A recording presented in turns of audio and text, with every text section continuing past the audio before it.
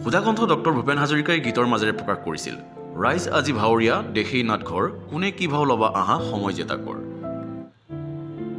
হয়, অসম নাট্য সন্মিলনৰ কামপীঠ মণ্ডলৰ ত্ৰয়োদশ বাৰ্ষিক অধিৱেশনৰ আজি লাইখুঁটা স্থাপন কৰা হয়। অসম নাট্য সন্মিলন অসমীয়া নাটক ভালপোৱা প্ৰতিগৰাকী লোকৰ এক আৱেগ, মৰম আৰু সন্মানীয় অনুষ্ঠান। অসম নাট্য সন্মিলনৰ কামপীঠ মণ্ডলৰ ত্ৰয়োদশ বাৰ্ষিক অধিৱেশনখনি এইবাৰ 21 ডিচেম্বৰৰ পৰা 24 ডিচেম্বৰলৈ 4দিনীয়া বৰ্ণাঢ্য কাৰ্যসূচীৰে ঢিঙত অনুষ্ঠিত হ'ব। ঢিঙৰ ঐতিহ্যমণ্ডিত আউনীআটী সাহা সত্ৰৰ হলিৰাম বৰা সাংস্কৃতিক ক্ষেত্ৰত অনুষ্ঠিত হ'ব লগা কামপীঠ মণ্ডলৰ ত্ৰয়োদশ বাৰ্ষিক অধিৱেশনৰ লাইখুঁটা আজি এক আধ্যাত্মিক পৰিৱেশৰ মাজত স্থাপন কৰা হয়। উল্লেখ্য যে কামপীঠ মণ্ডলৰ ত্ৰয়োদশ বাৰ্ষিক অধিৱেশনত ৰাজ্যখনৰ কেইবাখনো জিলাৰ নাট্যদলসমূহে নাটক মঞ্চস্থ কৰিব। অসম নাট্য সন্মিলনৰ কামপীঠ মণ্ডলৰ ত্ৰয়োদশ বাৰ্ষিক অধিৱেশন সফল কৰি তুলিবলৈ প্ৰতিগৰাকী নাট্যপ্ৰেমীৰ সহায় সহযোগিতাৰ লগতে উপস্থিতি কামনা কৰিছে উদ্যোক্তাসকলে। News desk ND 365।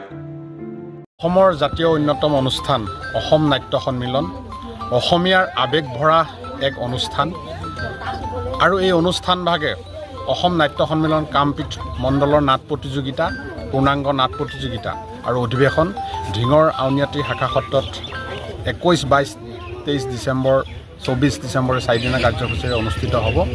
আৰু আজি 1 ডিচেম্বৰ তাৰিখে আমাৰ এই অনুষ্ঠান ভাগৰ লাইখুঁটা স্থাপন কৰা হৈছে। এই লাইখুঁটা ভাগত সকলো ৰাইজ আহি ইয়াত উপস্থিত হৈছে। আমি আগন্তুক অনুষ্ঠানটোত সকলো ৰাইজৰ সহায় সহযোগিতা আন্তৰিকতাৰে কামনা কৰিছোঁ।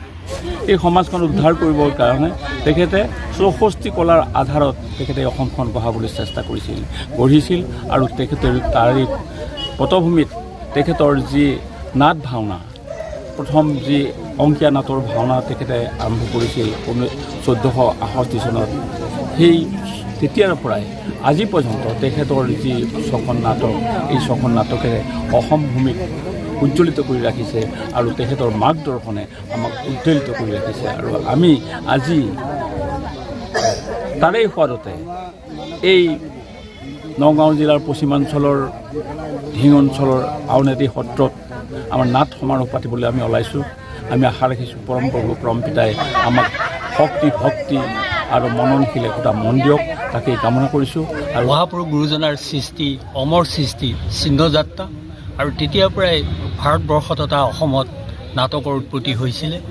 আৰু আমাৰ 1950 চনত কলাগুৰু বিষ্ণুপ্ৰসাদ ৰাভাৰ সভাপতিত্বত অসম নাট্য সন্মিলন গঠন হৈছিলে। অসম নাট্য সন্মিলন অসমীয়া জাতীয় জীৱনৰ এক অবিচ্ছেদ্য অংগ আৰু সাহিত্য সভাৰ পিছতেই অসম নাট্য সন্মিলনে জাতীয় অনুষ্ঠান হিচাপে স্বীকৃতি লাভ কৰিছে।